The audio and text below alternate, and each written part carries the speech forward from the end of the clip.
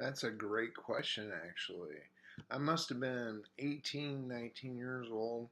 And I remember the pastor at my church was kind of an old fuddy duddy. And I kept thinking to myself, you know what, God, I'm sorry, but I don't want to answer this call. I don't want to do that because I don't want to be like that guy.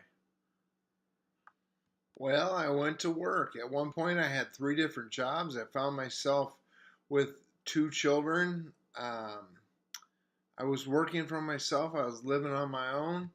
And I can remember 18 years ago on on October 31st, um, my wife told me she had had enough. She was done with me. And she was going to leave me on that Monday. The 31st just happened to fall on a Saturday. I was in church on a Sunday, and that's when a whole new chapter in my life began. It must have been a few years later. I remember sitting in church, and God had been working on me quite a bit at that point.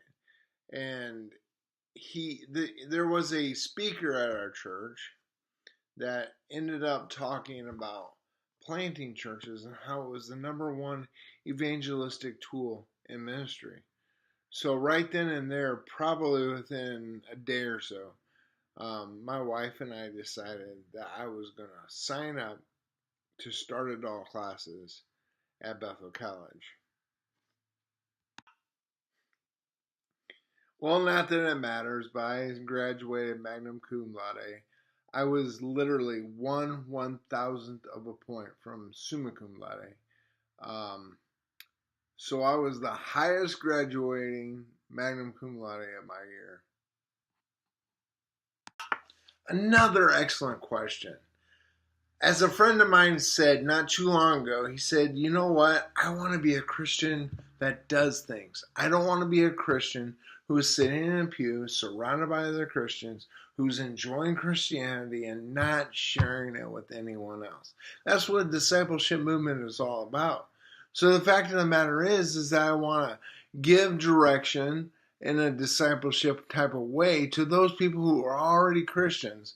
But at the same time, we have to step out. We have to share our faith and create more disciples, whether it be a grace that goes before and starts before they even know Jesus, or whether it be that they know Jesus and they have the same kind of feelings and things that are going on inside of them where they feel like they have to reach out, because we have the answer, folks.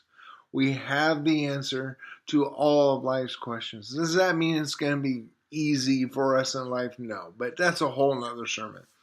Listen, when it comes down to it, I want to have a church where Christians are disciples and they're discipling one another. And the way that we do that is that we support one another. And on my part, I have to be able to give direction. If you're a leader, you got to be able to give direction.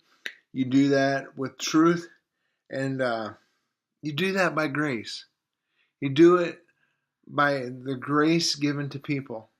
I want people to be Christians who are making a difference. I want to do that in a church setting.